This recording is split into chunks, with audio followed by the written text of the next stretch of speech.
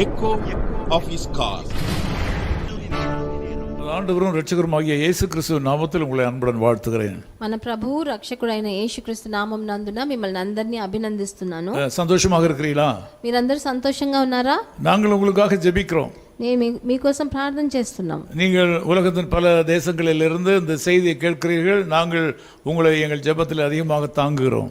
ఈ లోక అంతర్రాష్ట్రంగా అన్ని మూలల నుంచి మమ్మల్ని మీరు చూస్తున్నారని మాకు తెలుసు. మీకోసం మేము చాలా ప్రార్థన చేస్తున్నాం. நாம் ஒருவர் இந்த உலகத்திலே சந்திக்க முடியாவிட்டாலும் பரலோகத்திலே சந்திப்போம்.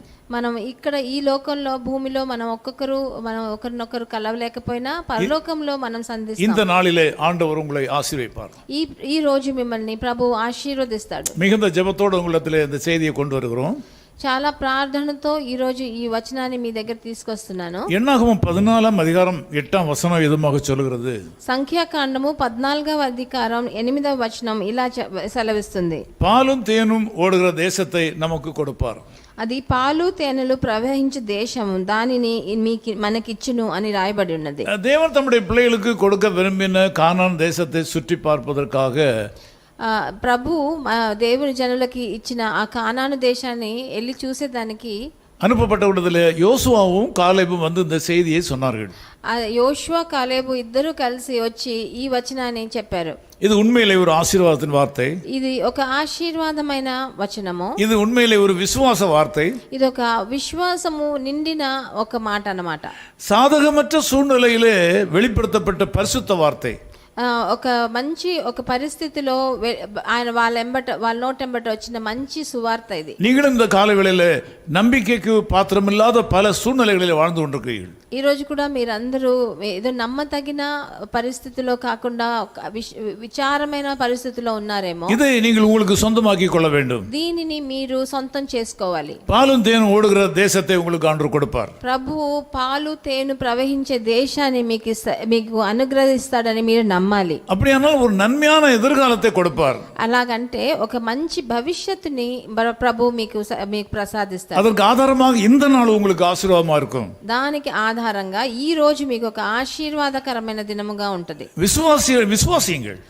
మీరందరూ విశ్వాసులందరూ విశ్వసించాలి. ஏனென்றால் விசுவாசிக்கிறவனுக்கு எல்லாம் கூடும். ఎందుకంటే విశ్వసించే వాడికి నమ్మదగిన వాడికి అన్ని సమస్తము సాధ్యమే అని రాయబడి ఉన్నది. சாதகமற்ற சூழ்நிலையாக இருந்தாலும் உங்கள் எண்ணங்களை இயேசு கிறிஸ்துவுக்கு நேராக திருப்புங்கள்.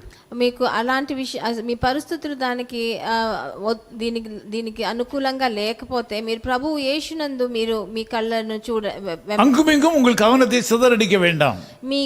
మీరు బాగా గమనించి ప్రభు అయిన యేసుక్రీస్తునే చూడండి. தோற்றுப்போன மக்களை பார்த்து துவள வேண்டாம்.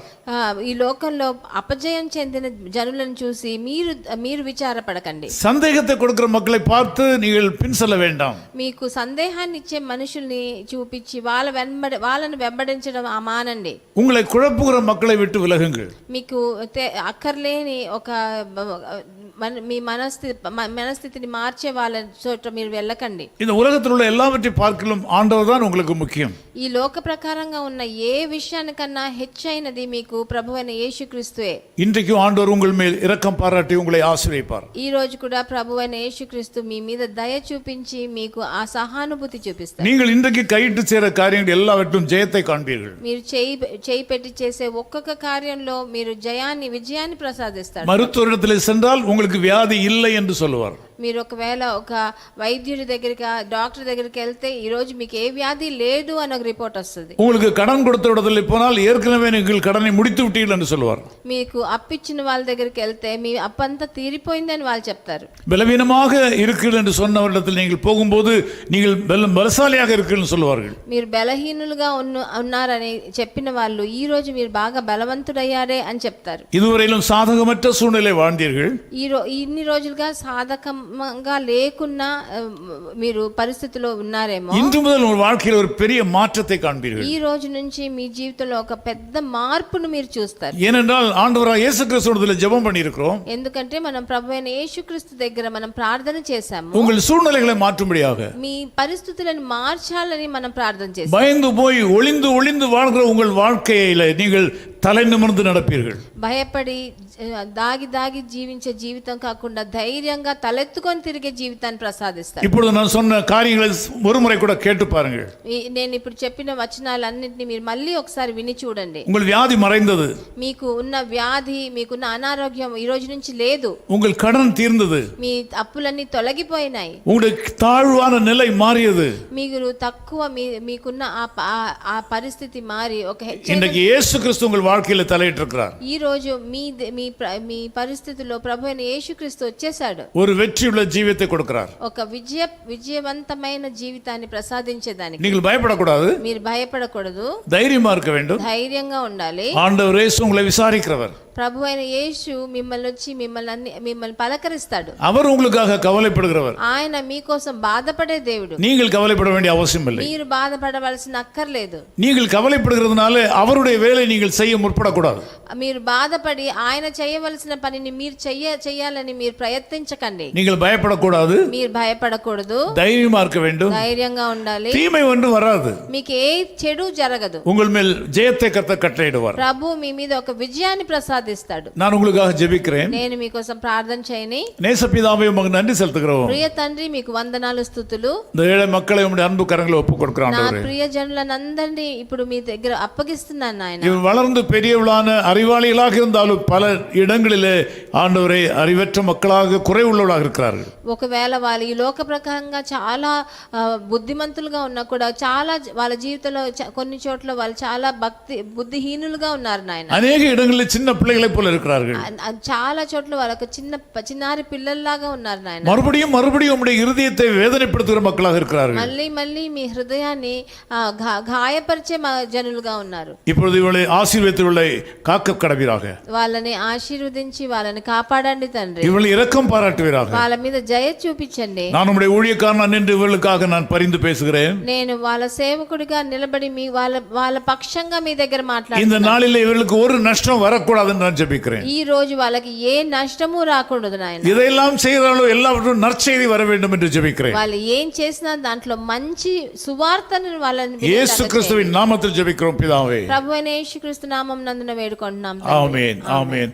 பயப்படாதே கலங்கிடாதே பாரில் இயேசு காத்திடுவார். பயப்படாதே கலங்கிடாதே பாரில் இயேசு காத்திடுவார். பரம கானான் விரைந்து சேர்வாய். பரமனோடென்று வாழ்ந்திடுவாய். பரம கானான் விரைந்து சேர்வாய். பரமனோடென்று வாழ்ந்திடுவாய். எகிப்தின் பாவ வாழ்வை வெறுத்தே இயேசுவின் பின்னே நடந்தே. எகிப்தின் பாவ வாழ்வை வெறுத்தே இயேசுவின் பின்னே நடந்தே.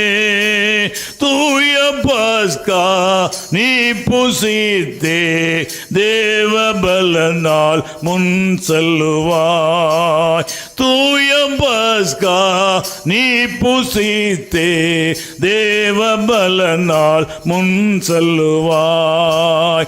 பயப்படாதே கலங்கிடாதே பாரில் இயேசு காத்திடுவார். பயப்படாதே கலங்கிடாதே பாரில் இயேசு காத்திடுவார். பரம கானான் விரைந்து சேர்வாய். பரமனோடென்று வாழ்ந்திடுவாய். பரம கானான் விரைந்து சேர்வாய். பரமனோடென்று வாழ்ந்திடுவாய்.